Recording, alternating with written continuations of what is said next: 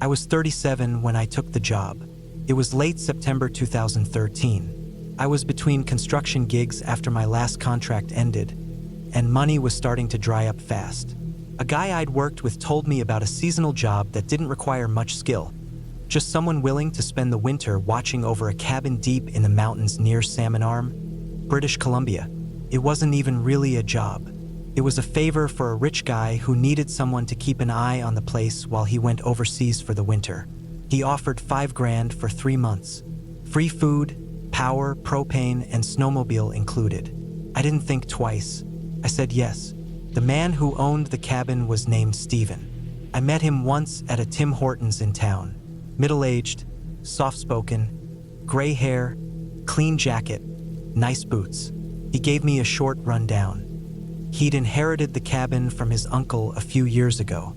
It was mostly used for hunting trips and summer getaways. The property had a main cabin and a smaller bunkhouse out back. He said the place was quiet, but the road in and out became unusable after heavy snow. So I'd be stuck up there until spring unless I used the snowmobile. That was fine with me. I didn't need much. A couple books, my laptop, some movies downloaded, and I was set. I drove up the last week of September to settle in. Steven met me there and gave me a quick tour. It wasn't a big place. A log-style cabin with 2 bedrooms, a living area with a big wood stove, and a kitchen that looked like it hadn't changed since the 80s. The bunkhouse was about 20 yards behind the main cabin. Just a small shack with a cot, old furniture, and more dust than anything. There was a generator in the shed and a propane tank out back. The satellite internet barely worked, but I could send emails. Steven had already stocked the pantry and freezer with canned stuff, meat, and a ridiculous amount of powdered milk. He said he didn't want to deal with grocery runs. He told me to lock the place up if I left, not to mess around with anything in the shed besides the generator, and to leave the bunkhouse alone. I thought that last part was weird, but I didn't ask.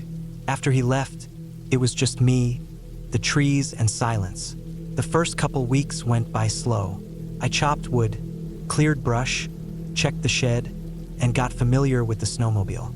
I hiked the surrounding area most days, just trying to kill time. Nights were colder than I expected. The wind howled sometimes. It made the trees creak, and every now and then something would hit the roof, branches or pine cones maybe. That's all I thought it was at first. One night, maybe a week in, I thought I heard something outside just after midnight. I was in bed with my headphones in, but the sound cut through. It wasn't an animal. It was a solid thump, like boots on the wooden steps outside. I froze, just lay there holding my breath. The generator was running, and the outside lights were on. I grabbed the small axe I kept beside the door and went out onto the porch. Nothing, just cold wind and the sound of the trees. I checked around the cabin, didn't see any tracks. Figured it was in my head or maybe a branch falling against the wall. Still, I started locking the doors after that. By mid-October, snow had started to fall heavier. The road was gone under a thick layer. I tried not to use the snowmobile much. I wanted to save gas, so I stayed close to the cabin. Around the 3rd week of October, I started noticing small things.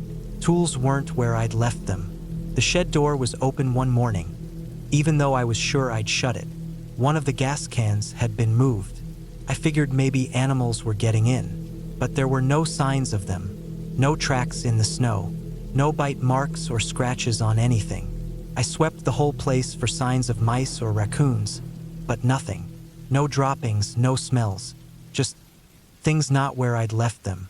One afternoon, I went out to chop firewood and saw something strange. There were boot prints in the snow behind the bunkhouse. Not mine. They came in from the woods, circled the building, then disappeared back into the trees. I followed them for a while, but the wind had started to pick up, and they faded fast. It creeped me out enough that I came back, locked the door, and stayed inside for the rest of the day. That night, I didn't sleep.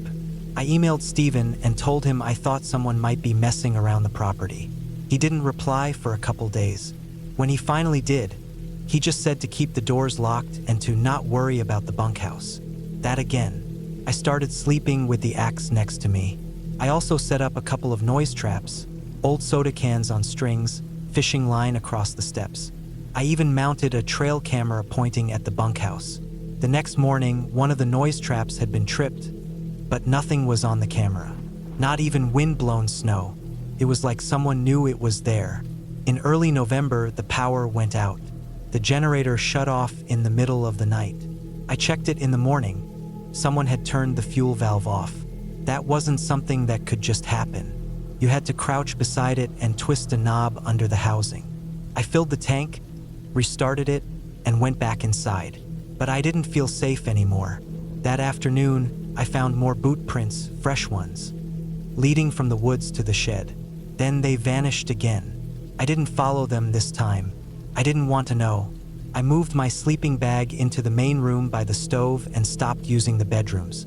I felt too vulnerable back there.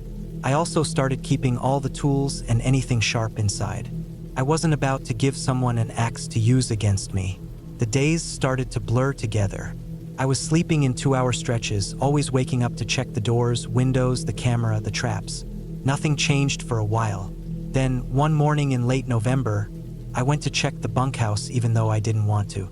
The door was open. I hadn't been out there in weeks. I stepped inside with the axe ready.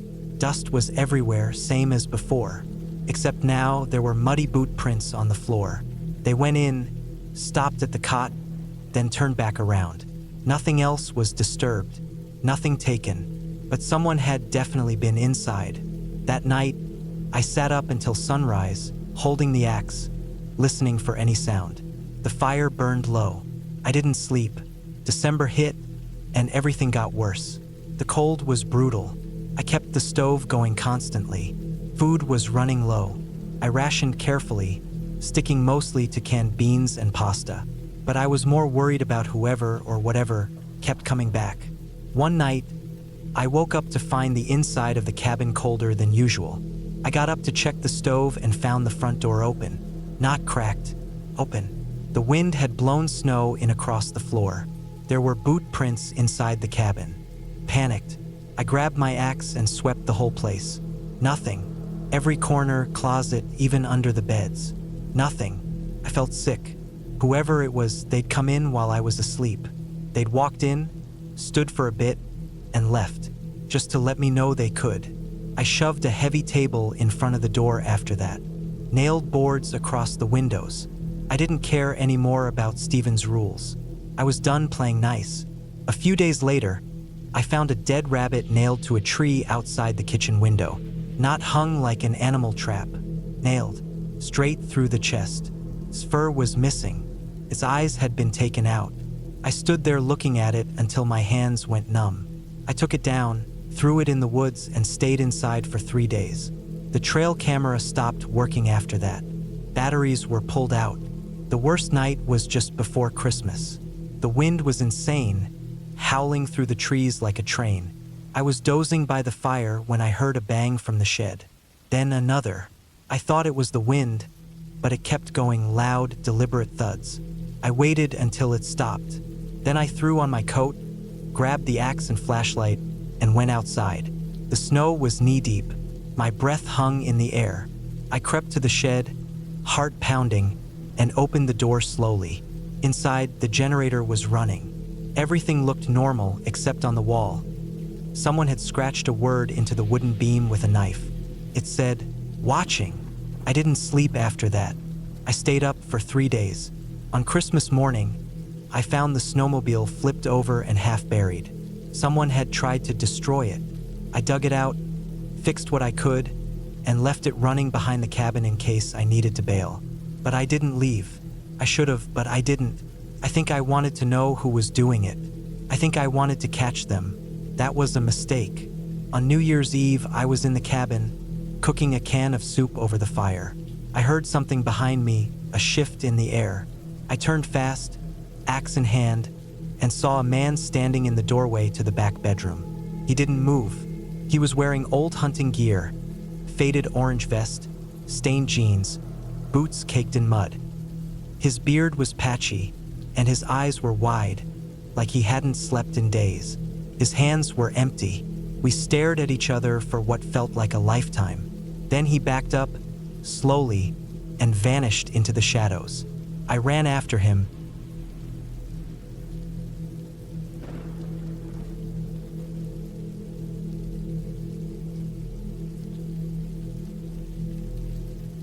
I was never one for cabins. Not in the traditional sense. Sure, I'd gone fishing trips and short hikes over the years with friends or my brother, but I was never the kind of person who dreamed of living out in the woods. I liked plumbing. I liked warm water, and I liked being 5 minutes away from a grocery store. But in the autumn of 2014, my life wasn't exactly in a position where preferences mattered. After my second layoff in 2 years and a messy split from my long-term partner, I needed a place to disappear for a while. That place ended up being a one-room hillside cabin near Kalispell, Montana.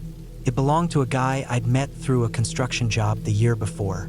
Carl, maybe mid-50s, retired early, bought the land back in the 90s when the area was dirt cheap and mostly unknown. The cabin was his side project. One room with stove, no electricity, no cell signal, rainwater collection on the roof, and an outhouse about 30 yards into the trees.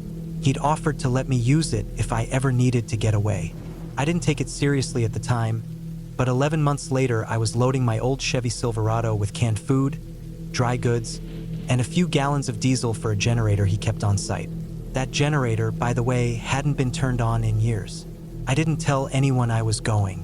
I got in late, just after dark. I remember that ride up the gravel path, tires slipping a little in the mud, brambles brushing the sides of the truck, and the chill creeping through the windows. It had rained that afternoon, and mist still clung to the trees. I parked under a tall pine and took my time unloading. The air was sharper up there, cleaner but quieter in a way that makes you feel like something's missing. The cabin looked just like I remembered from pictures. Sloped roof, wood paneling faded from years of exposure.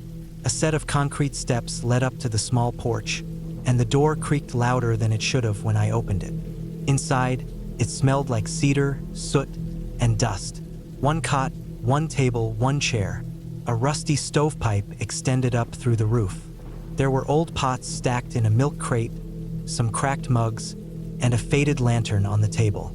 I lit it and checked the windows, only two, one on each side. They had heavy wooden shutters, which I closed right away. That place felt too open. The first night was uneventful. I unpacked, got the stove going with the wood Carl had stacked against the wall, and boiled water from a container I brought. I ate cold beans straight from the can and drank tap water I'd filled in Kalispell. I had a cot, a military sleeping bag, and a thick wool blanket. It was all very Spartan, but I told myself that was part of the healing process. I slept fine, at least I think I did. What I remember most about the first night is the stillness. It wasn't like being alone in a house. It was a kind of aloneness that made your ears strain for something. The wind moved the branches. The old roof let out the occasional creak, and every so often I'd hear the far-off thud of something falling. But that was it. The second day I did some exploring. Carl had mentioned a stream about a quarter-mile down a slope to the west. I hiked down with an old jug and found it without much trouble. The water was cold, clear, and moving fast enough that I felt okay filtering some for cooking. I spent a few hours down there just following the bend of it, getting used to being somewhere without other people. I didn't have a phone signal, but I brought a hand crank radio, and around noon I turned it on. Static, a few bursts of chatter. I caught some weather updates, mostly cold, clear nights ahead. That night I woke up to a sound I couldn't place. It wasn't loud, but it wasn't natural either. A kind of rhythm, soft and spaced out. At first, I thought it was just the stove making noises as it cooled. But then I heard what sounded like footsteps outside the cabin. Slow, heavy. They stopped near the porch. I froze in my sleeping bag. No light in the cabin except the faint glow from the stove. My breath was loud in the silence. I listened hard. The steps didn't return. After about 10 minutes of nothing, I got up, grabbed the lantern, and opened the shutters just a crack. Nothing. Black trees. Fog hanging low like a ceiling. I didn't open the door. The next morning I went outside, checked the area around the porch. Mud was still wet from the rain earlier that week. I found nothing. Not a single print. I told myself it must have been an animal, maybe a deer. They make weird sounds sometimes. but it hadn't felt like an animal. That was the first time I noticed things didn't feel right. Over the next few days, I kept busy, cutting kindling, boiling water, hiking short distances, and marking trees with orange tape to avoid getting turned around. But every night, something would change.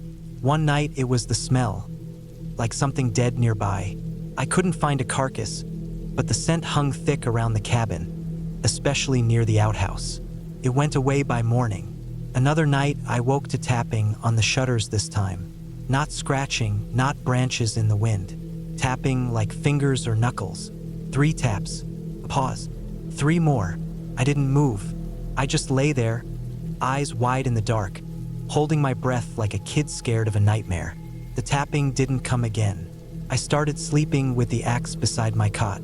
Then, one afternoon, I found something at the stream that made my stomach turn. A pile of rocks stacked deliberately. 5 of them. On top of the highest one was a dead squirrel. Not torn up, not eaten, just placed there, stiff, its eyes missing. I knocked the pile over and walked straight back to the cabin. I locked the door from the inside with a bar Carl had installed. I didn't go out again that day. That night, something moved around the cabin. I heard it walking, pausing, circling, the sound of twigs snapping. Once, something brushed the window, just once. Then silence. I didn't sleep. In the morning, I found prints in the mud. Bare feet. Human. Too large to be a woman's. Too narrow for someone heavy. They circled the cabin, stopped at the window, then disappeared into the woods. The hair on my arms stood straight up. I stayed in the cabin for most of the next 2 days. I didn't use the outhouse anymore. I kept a 5-gallon bucket inside and dumped it away from the cabin at midday when the light was strongest. I cooked less. I kept the stove low at night to avoid drawing attention. I didn't use the lantern unless I had to. On the 9th day, just after sunset, I heard something metal hit the ground outside. It sounded close, like something dropped. I didn't move. Then I heard it again, this time louder, a clattering noise. When I opened the door the next morning, I saw the hatch on the diesel generator had been pulled open. One of the fuel cans was on its side, still sealed, but moved. The prints were back. Same ones, bare feet. Whoever it was, they were close. They watched me. They knew the cabin, the layout. They were waiting. That night, I didn't sleep at all. I stayed up with the axe, the lantern low, and the stove barely burning. I listened, and around 3 a.m., I heard the porch creak. Then silence. Then the sound of someone dragging something, slow, scraping over wood. I sat frozen. The door held. Nothing else happened. By sunrise, they were gone again. I knew I had to leave. I packed fast. I didn't care about half the gear. I loaded what I could, dumped water, stomped out the fire, and locked the cabin behind me. When I got to the truck, my heart sank. The tires had been slashed. All 4 of them. They were deep cuts, knife cuts, clean and deliberate. My toolbox had been emptied. Tools gone. The jack was missing too. I was 14 miles from the nearest road, maybe 5 or 6 hours on foot if I moved fast. I took my pack, filled it with food and water, and started walking. I didn't look back at the cabin. I stuck to the old trail I came in on. The forest was quiet. No birds, no rustling, just the sound of my own boots and the occasional snapping branch. I stopped only once to drink. Then I heard the sound again. Footsteps. Behind me. Not close, but there. I didn't run. I just moved faster. My legs burned. My chest ached. I kept my ears open, but the sounds came and went. Just when I thought I imagined them, they'd come again. A twig snap, a crunch, a breath. Took me until just after dark to reach the gravel road. I waited, standing in the middle until a Forest Service truck came by. The guy inside asked if I was okay. I nodded. I didn't say much. He dropped me at the ranger station. I didn't tell them the full story. Just said I ran into a bad situation at a cabin and left my truck there. They offered to call someone for me. I said I'd figure it out. I took a bus back to Kalispell the next day. A few weeks later, Carl called. He'd gone up to check the cabin after I told him something spooked me. He found the front door open, one of the shutters torn off. The generator was missing. The axe was gone. No sign of anyone, but he said the whole place had been trashed. He asked if I wanted to go back up with him to clean it. I said no. I never went back. To this day, I don't know.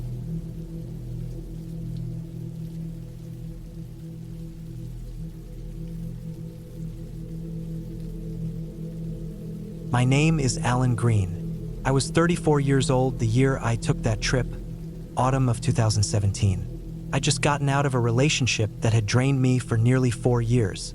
There was no cheating or drama or some big explosive moment. We just ended, faded. Her stuff was out of the apartment in under a week, and I suddenly had too much time and space on my hands. I wasn't looking for therapy or to find myself. I just wanted to get out of the city for a while, hear something other than cars and sirens. I wanted cold air, silence, space. I rented a cabin through a site I found online. It was cheap, tucked into the hills outside a small town called North Fork, Wyoming, population under 2,000. The pictures showed a plain wooden place, nothing fancy. A fire pit, 1 bedroom, propane stove, and an old cast iron heater in the corner of the living room. It was about 3 hours from the closest airport and down a long gravel road that didn't show up on Google Maps. That was exactly what I wanted. No signal, no neighbors, no noise. Just time to clear my head. I flew into Casper, rented a black Jeep Cherokee, and headed north.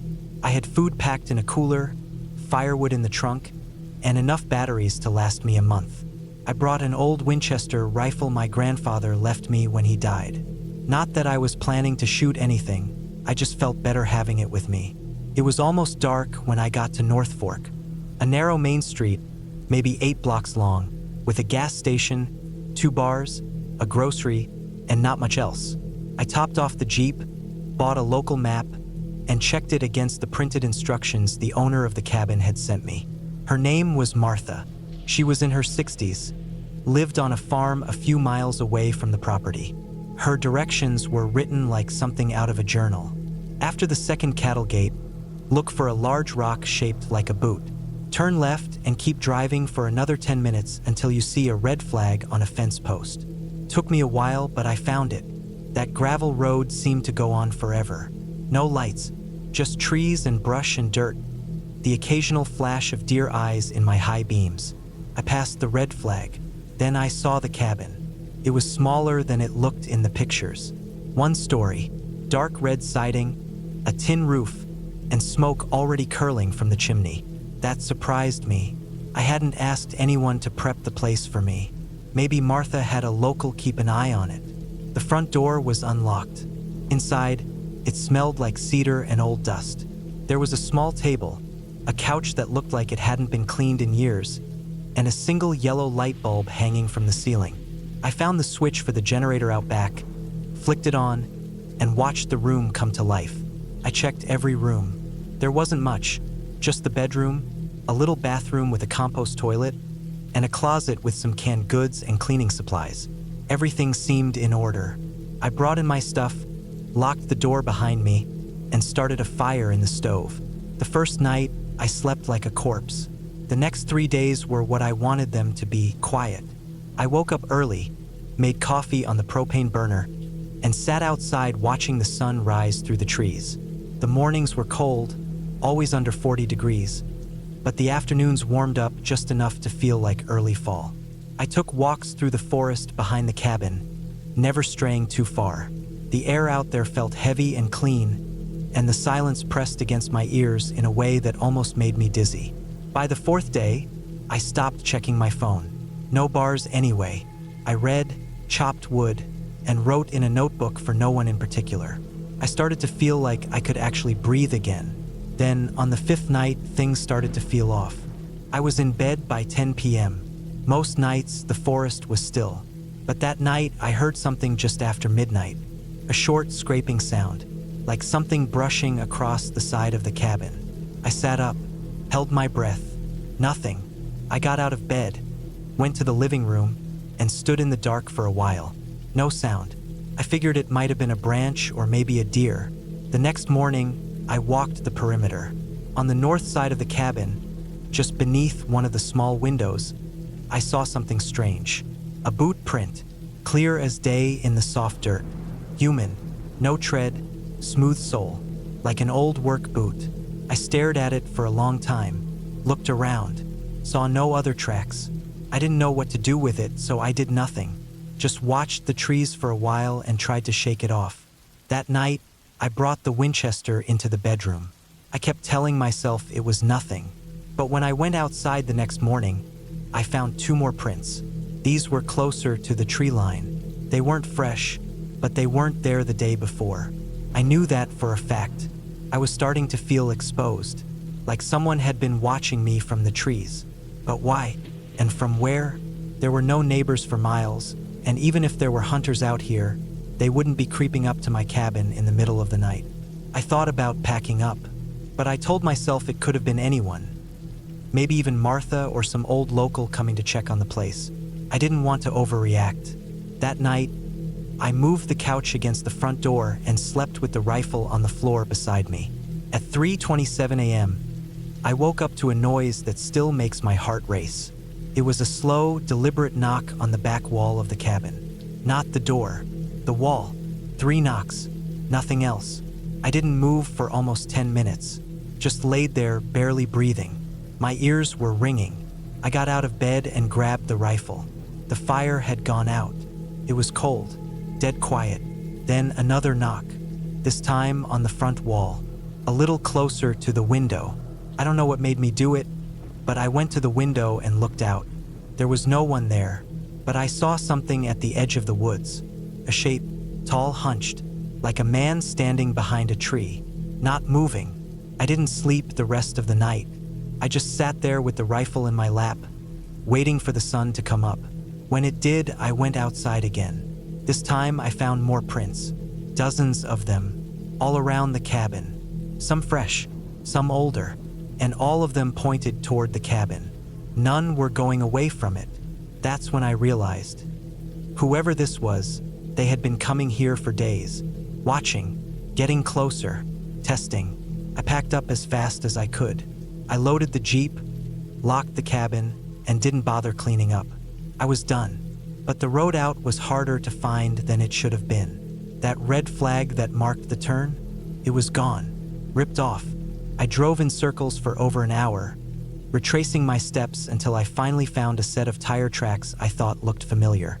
That's when I saw the second cabin. It wasn't on any map. It was tucked deeper into the woods, maybe a mile off the path. The roof had partially caved in. The door was gone. I never would have seen it if I hadn't taken a wrong turn. There were animal bones around it, dozens, arranged in piles, some of them bleached white, others fresh. There were ropes hanging from the trees, like makeshift nooses. A shovel leaned against the side of the structure. I didn't go in. I didn't even stop the car. I backed up until I could turn around and got the hell out of there. I drove straight to the gas station in North Fork and sat in the parking lot for 20 minutes, hands shaking. I told the clerk I was checking out early.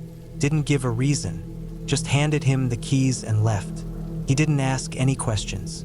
When I got home, I looked up the property online again. It was gone. Listing removed. No trace of it. I tried reaching Martha. Her number was disconnected. I even contacted the sheriff's office in the county, just to tell someone what I saw. The deputy I spoke to said there was no record of a cabin at that address. No Martha, no rental. It's been years, and I still don't know what happened. I can't explain the prints, the knocking, the figure in the trees, but I know what I saw. I know someone was out there, and they weren't just passing through.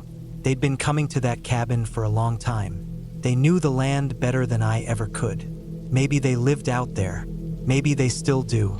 I sold the Winchester. I haven't gone camping since. I stay in hotels now. Rooms with locks, neighbors, front desks and security cameras. I don't care about the noise anymore. I'll take it over that kind of silence. I still think about those boot prints in the dirt, how they all pointed toward the cabin, never away from it.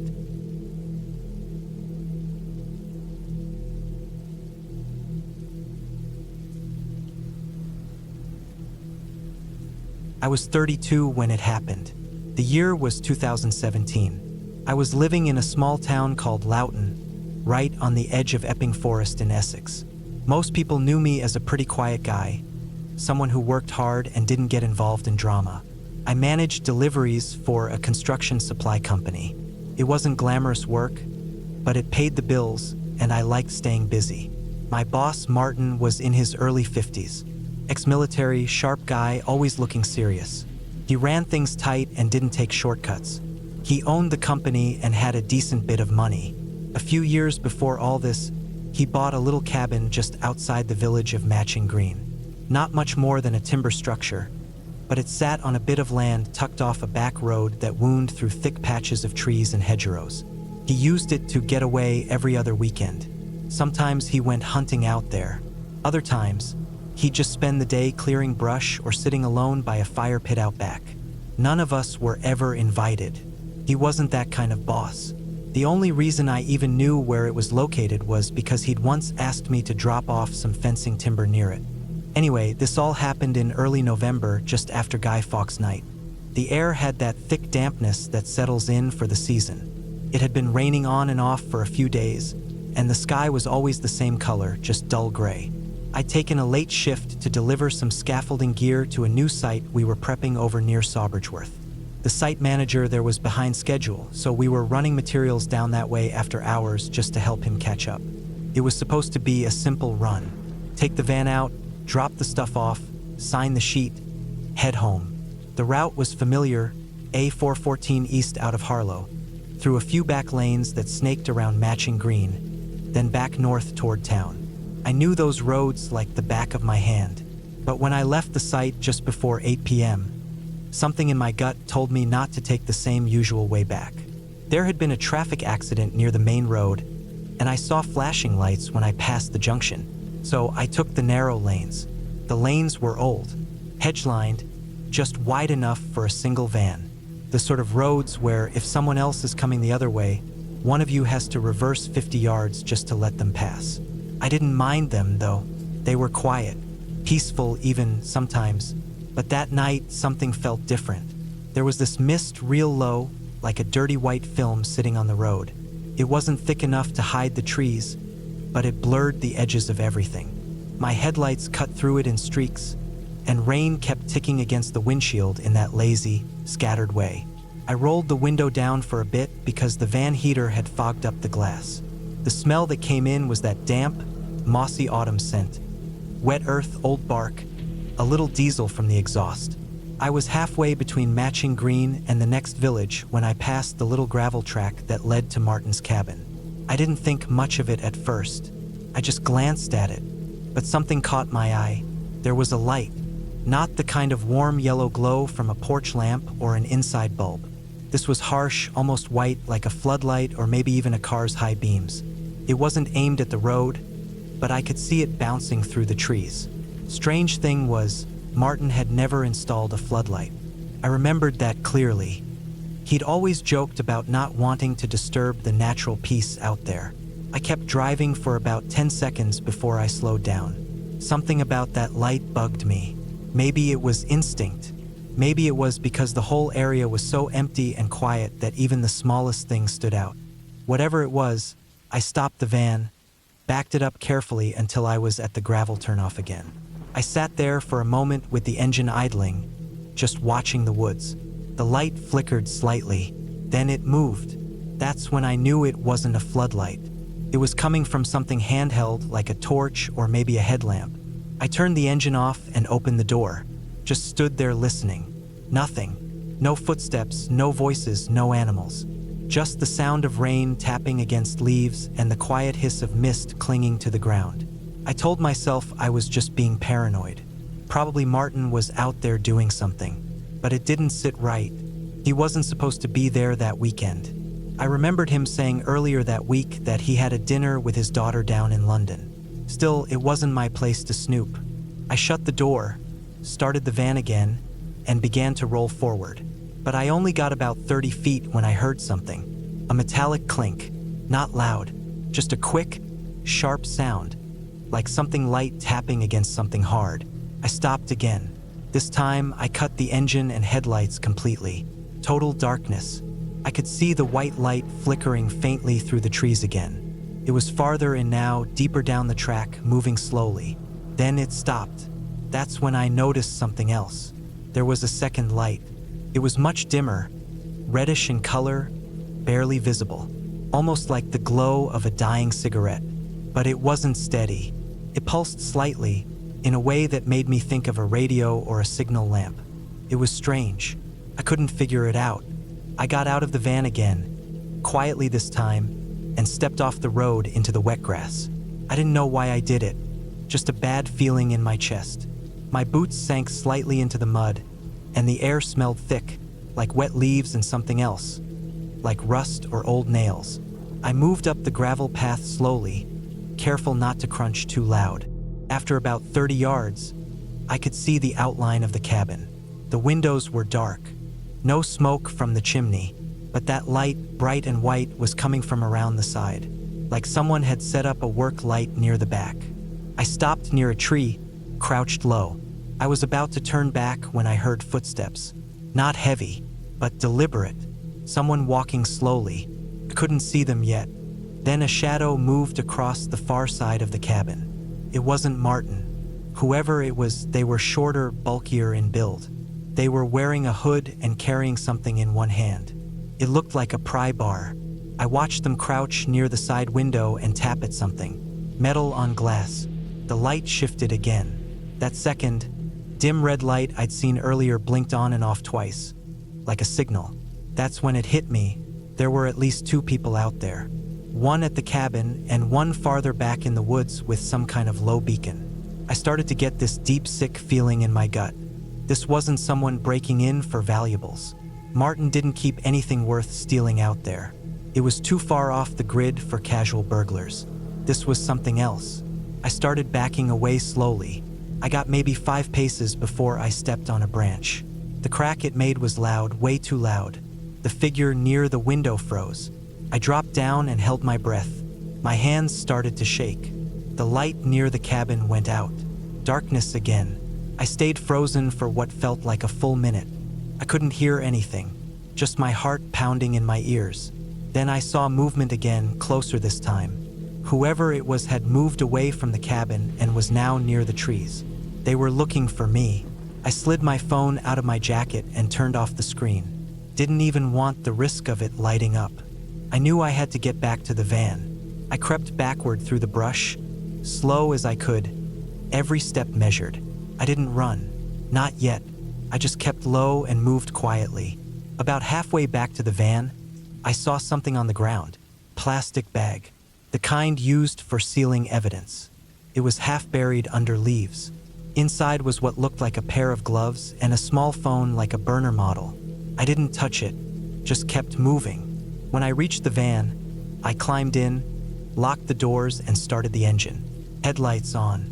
The road ahead was clear. I didn't look back. I drove straight home that night. Didn't sleep. Didn't eat. Just sat in my kitchen with the lights off, thinking about what I'd seen. The next morning, I went into work as usual. I didn't say a word to anyone, but Martin wasn't there. He didn't show up that day, or the next. By Friday, his daughter had called the office asking if anyone had heard from him. That's when I told her what I'd seen. Not everything, just enough to get the police involved. They searched the cabin, found signs of forced entry, muddy boot prints, a broken window latch, but no blood, no body, nothing conclusive. Martin was never found. That was 8 years ago. The company was sold off the following spring. His daughter moved away. The cabin still sits out there, boarded up now, overgrown. Every now and then I drive past it. I never stop. They never found out who those men were. The police eventually linked the plastic bag I saw to a wider investigation, some kind of organized group targeting people in remote areas. Landowners, retirees, people who lived off the beaten path. No convictions, just loose connections. But I know what I saw, and I know if I hadn't stopped that night, hadn't heard that clink or seen that light, I might have never realized just how thin the line is between normal life and something much darker.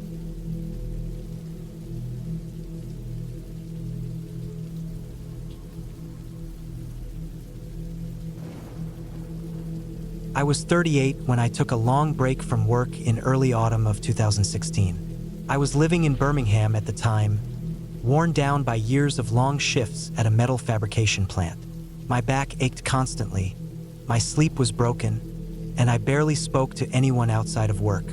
My partner had left a few years earlier, and besides my older sister who lived in Leeds, I didn't talk to anyone regularly. I had money saved up, so I quit, sold most of my stuff, and booked a 3-month stay in a rural part of France, the Corrèze region, central France, not far from Uzurch. I found the cabin through a quiet listing on a small travel blog. A British guy had written about this place, no tourist photos, no flashy marketing, just a few grainy pictures and a vague description of a stone cabin in the hills. He said he stayed there to disconnect for a few months and mentioned it was remote, clean, and affordable. The listing had a phone number and nothing else.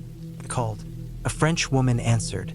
She spoke English with a thick accent and asked me 3 times if I understood it was remote and had no Wi-Fi. She said the nearest neighbor was over a kilometer away. I told her that was fine. Exactly what I wanted. I wired the deposit and booked the rest in cash. She mailed me an old-fashioned contract and instructions for how to find the place. Paper maps with scribbles and everything. It took me nearly 2 days to drive there from Calais, stopping overnight in Tours. I arrived in Corrèze in early October, just as the trees were starting to turn. It was cloudy that day, with that kind of heavy sky that never quite lets the sun through. The last bit of the drive was a dirt road, narrow and muddy, weaving through forested hills. The directions said to stop at a mossy rock with an old rusted chain hanging from a tree nearby. I saw it eventually and pulled into a clearing. The cabin sat at the far end of the clearing, slumped a little like it had given up on standing straight. It was smaller than I expected, more like a hunter's shelter. Stone walls, dark green shutters on the windows, a sagging slate roof. The door creaked when I opened it.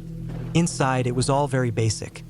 A table, 2 chairs, a narrow bed, a stove that looked older than I was, and shelves with canned goods and old pots. No fridge.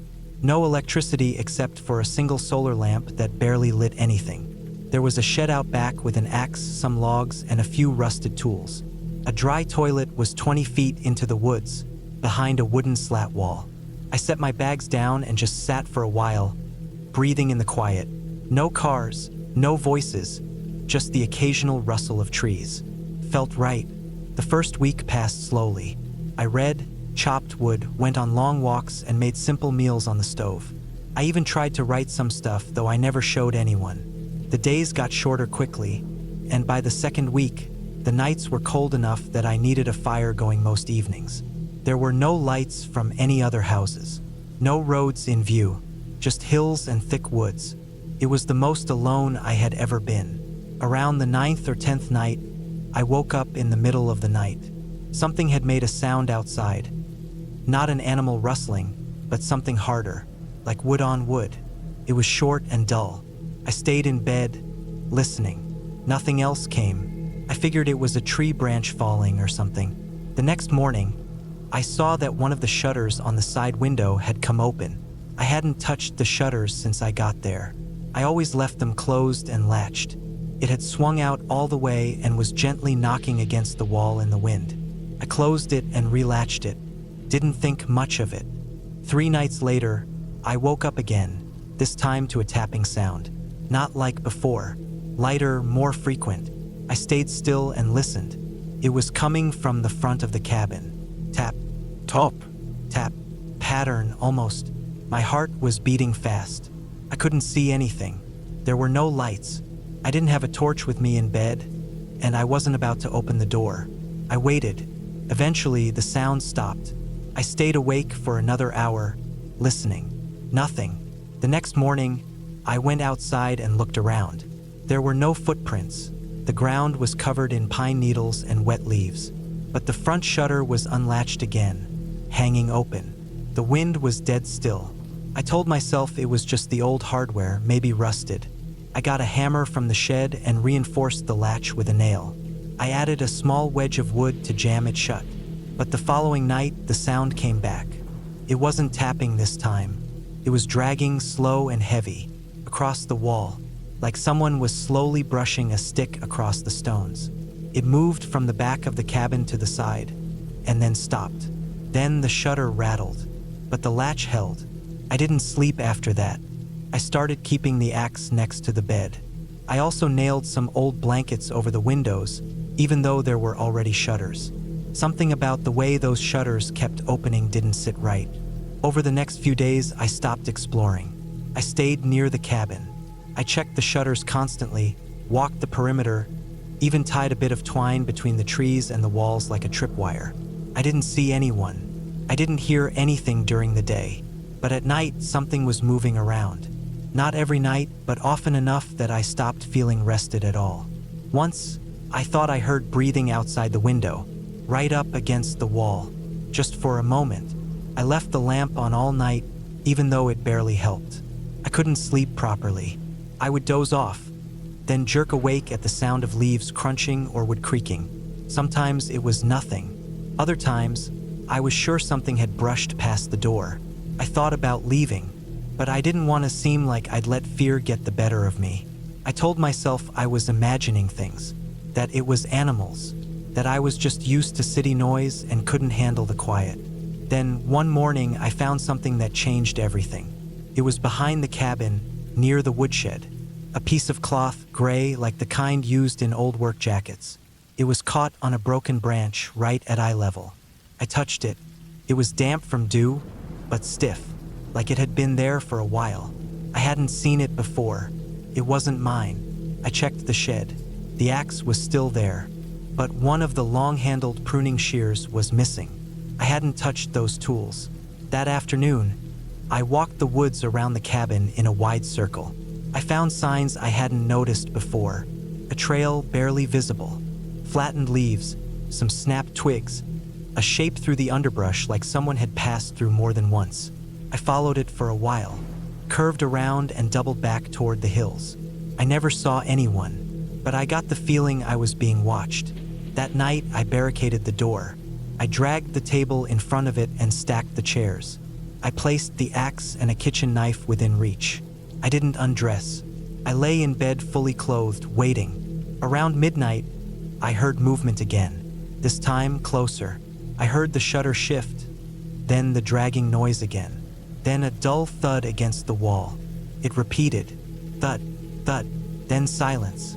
Suddenly, a loud crack, with splintering, the back wall. I bolted up and grabbed the axe. I could hear someone, I was sure now, pressing against the wall, testing it. Not trying to break in fully, just making sure I knew they were there. I stood in the middle of the room, every muscle tensed. Then, nothing. No more sounds. Not even footsteps walking away. Just silence. I stayed up till dawn. When the sun rose, I checked the back of the cabin. There were marks on the stone, thin scratches, like from a blade or metal edge. The wood around the window frame had a small chunk missing. Someone had pressed something into it. Not hard, but deliberately. I packed up that morning. I left some of my things behind, just essentials in my bag. I walked out of there and didn't look back. Took me hours to get back to the main road. I hitchhiked to Uzurch and caught a train to Limoges, then to Paris, and flew home 3 days later. I didn't even tell the woman I was leaving. I didn't ask for any refund. I still don't know who it was. Maybe someone living in those woods. Maybe someone who had used that cabin before me and didn't like me being there. There was no phone signal, no trail cams, no one to call for help. What scared me most wasn't the noises or the things I saw. It was the way it was done. Slow, careful, never rushing. Whoever it was had patience. They wanted me to know I wasn't alone, but not enough to make me run immediately.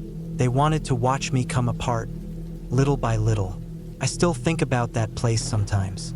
I dream of those shutters swinging open in the dark, of breathing that wasn't mine, of someone standing just beyond the reach of the lamp. And I never go anywhere remote anymore, not alone.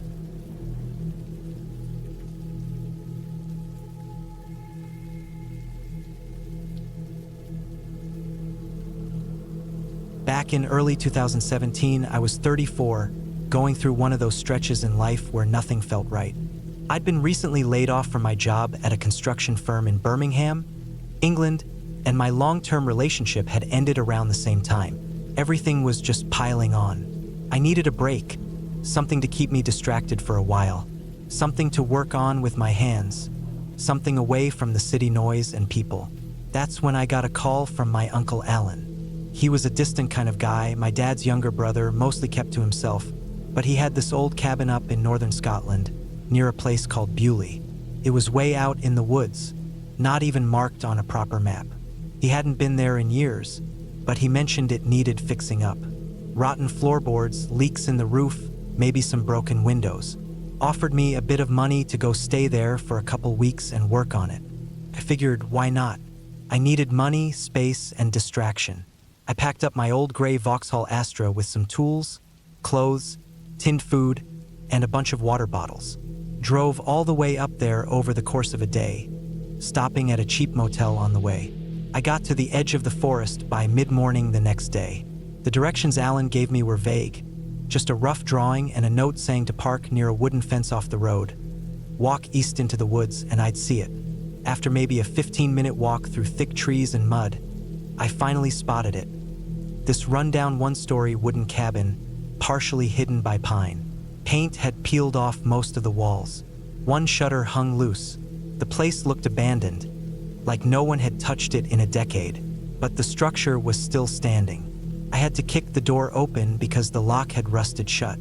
Inside, the air was thick and stale, smelled like damp wood and dust. I kept my scarf over my nose for the first hour while I opened all the windows. The main room had a wood-burning stove in the corner, a small kitchenette with a broken tap, and a table covered in mouse droppings. The bedroom was just a mattress on the floor with an old sleeping bag and a half-collapsed dresser. The bathroom didn't even work. No plumbing, but I already expected that. The first few days passed slow. I'd wake up just after sunrise, boil some tea on a little camping stove I brought, and start working. Replaced floorboards in the bedroom first, nailed down a new shutter, patched up a crack in one of the walls. I stayed busy, mostly to keep myself from thinking too much about everything going wrong in my life. There was no reception out there. No signal, no data, no calls. It was just me, the woods, and the sound of wind brushing through the trees. At night, I'd read by a headlamp or just sit and listen. The forest was noisy, but in a natural way. Rustling leaves, far-off bird calls, maybe a fox now and then. It wasn't scary, not yet. But around the fourth night, something started to feel off. It started with small things. I'd leave my toolbox by the kitchen table and find it half-shifted the next morning. Or I'd remember closing a window before bed, but find it wide open when I woke up. I chalked it up to memory lapses, stress maybe, or wind. But by the end of the first week, the feeling changed. Like someone was watching me. I couldn't explain it. There was no noise, no movement. But the silence at night started to feel heavy, like it wasn't just natural stillness.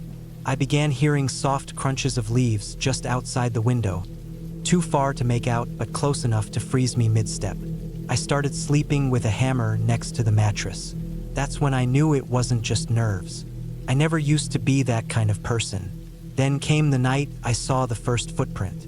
It had rained lightly that day. I'd been working outside patching a gap in the roof, so I had boots on, left clear marks leading to and from the front door.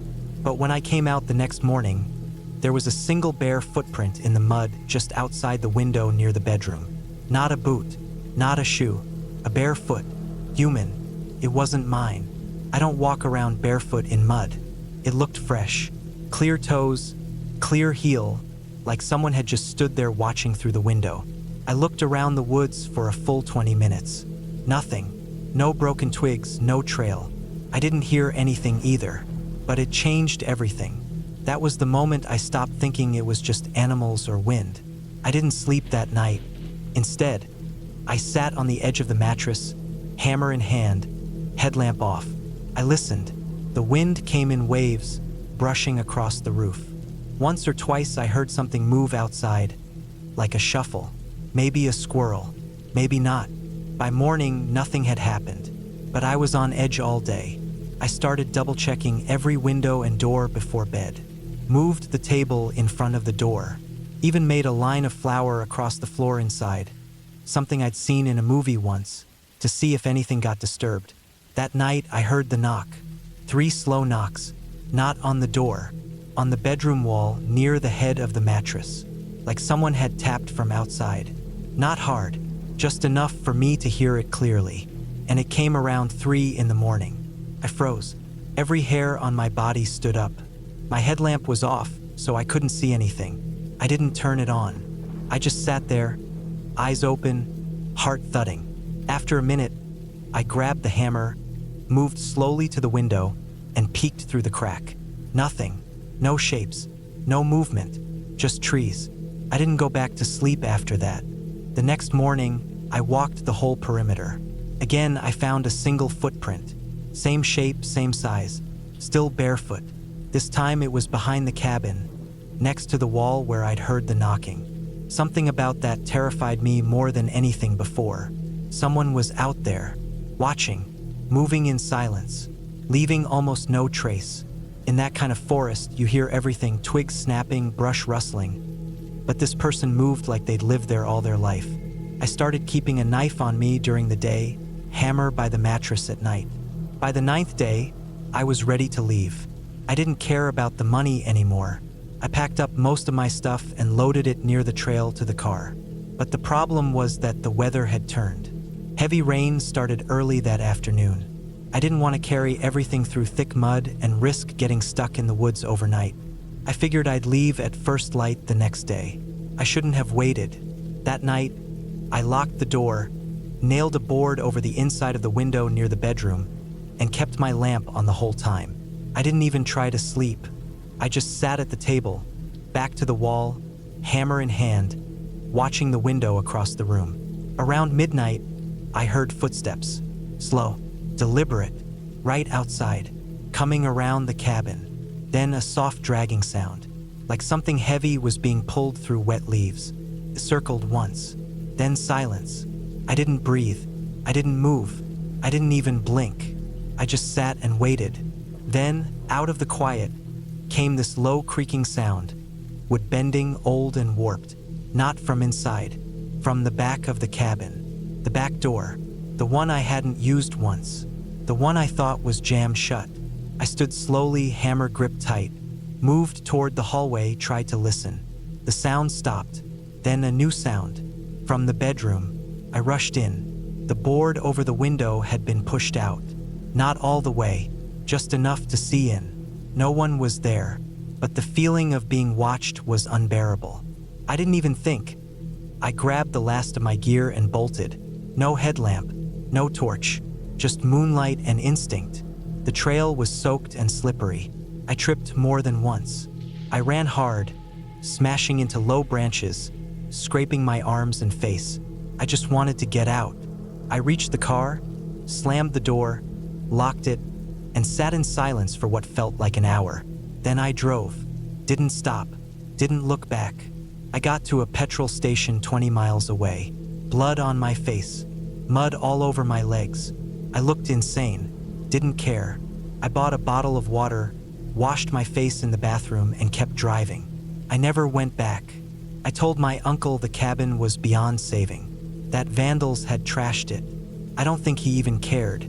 Said he'd planned to sell the land anyway. A year later, I saw a headline online about someone going missing in that same forest. A hiker, never found, no trace. I don't know who was out there watching me. I don't know how long they'd been doing it, but they weren't trying to scare me. Not at first. They were waiting, patient. If I'd stayed one more night, I don't think I'd be here writing this. Sometimes the scariest things aren't loud. They don't scream or chase or show themselves in the open. Sometimes they're quiet, careful, patient, and they watch.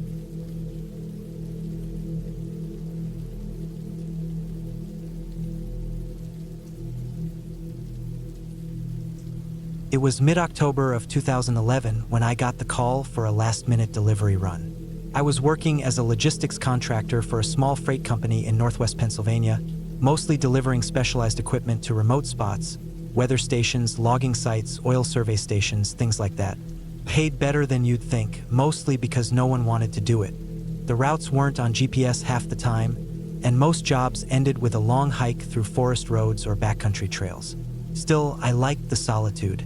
That Thursday morning, around 9 a.m., I got a call from my supervisor, Dennis. He told me someone had canceled, and they needed a package dropped at a private hunting cabin way up near the Allegheny Forest.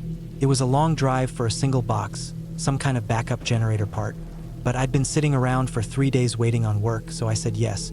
He texted me the location, and it looked remote. Really remote.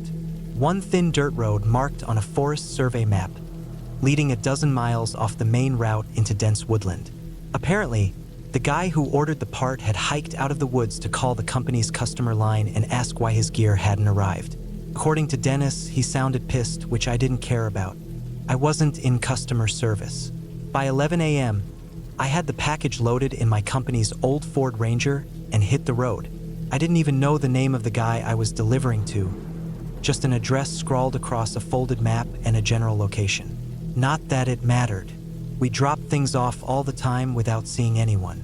Just leave it in a dry spot, take a photo, send the timestamp. The sky was heavy with gray clouds when I crossed into the forest. The first hour was paved, then a winding stretch of gravel road. Eventually, I found the turnoff, a narrow rutted track leading into the trees.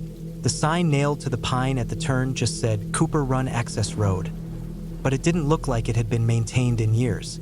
Moss had grown between the deep tire ruts. Still, I pushed on. The map said the cabin was another 6 miles down that road. It started raining halfway in. At first, it was a misting drizzle, the kind that makes the windshield grimy but doesn't affect traction. But a mile in, it got heavier. The road turned to wet clay, and the truck fishtailed a few times. I slowed down and shifted into four-wheel drive, crawling along at maybe 10 miles per hour. Trees crowded in on both sides, and the rain soaked through the canopy now in steady sheets. The forest here felt different, older. The trees weren't lined in neat rows like the parts near the highway. This place hadn't been logged in decades. Everything smelled like wet bark and rot. I passed an old rusted gate that had fallen across a side trail and kept going. The air was thick and cold. Finally, after what felt like hours, I reached the spot marked on the map. There was a clearing off to the right, just wide enough to park the truck. A short trail led into the woods, and maybe 50 yards in, I saw it, the cabin. It was small, one story, with a metal roof and a porch covered in chopped firewood. Smoke curled from the chimney, and a single window glowed faint yellow. I parked, grabbed the box, and made my way down the muddy path. I remember the sound of the rain on the metal roof was louder up close. Came down like nails tapping the tin, fast and steady. I set the box on the porch, took the picture with the timestamp, and turned to leave. That's when I noticed the door was open. Not wide, just a few inches, but it moved slightly, as if nudged by a draft. Should have been locked, or shut at least. With the weather like that, no one would leave their door cracked open. I paused, then looked again. The fire inside was low, more coals than flame, and there was no sign of movement through the small window. Still, I didn't go in. We weren't supposed to interact with the clients, just drop and go. So I headed back to the truck, except the truck wasn't where I left it. I stopped cold in the trail. The truck had been right there, nose into the brush, parked at the edge of the clearing. I hadn't pulled in far because I didn't want to get stuck in the mud. Now the clearing was empty, just puddles and wet grass. I walked forward fast, scanning the area, thinking maybe I'd misjudged the angle or parked on the wrong side of the trail. But there was nothing, no tire marks either. The ground was too wet to hold a clean tread, but it should have at least been churned up from where I reversed in. I stood there for a solid minute, rain soaking into my jacket, heart thumping. My first thought was theft. Maybe I wasn't alone out here. Maybe someone had seen the truck while I was walking up and took it. But I would have heard it. That engine was old and loud, and the forest was dead silent apart from the rain. Then I thought maybe I'd parked farther down than I remembered. I started walking the trail again, back toward the road. I followed it maybe 100 yards, then another 100. But it was just trees and dark wet branches slapping at my sleeves. No truck, no sound. No sign anyone else had been out there at all. By then I knew something was wrong, really wrong. And the worst part was I had no cell signal. I pulled out my phone and saw the no service message staring back at me. Figured, these woods were full of dead zones. I turned back toward the cabin. Even though every part of me wanted to stay outside, I knew I couldn't stay in the woods overnight with no supplies. I didn't even have a flashlight. The only dry place was that cabin. When I reached the porch again, the door was still cracked open, but wider now, maybe 6 inches. I stepped up, knocked once out of habit, then slowly pushed it open. The inside was warm and smelled like wood smoke. A small oil lamp burned on the table beside the door. The fire had died down to coals, but the room was still warmer than outside. There were 2 chairs, a small cot against the wall, shelves with canned food, tools, a hunting rifle on hooks. No one inside.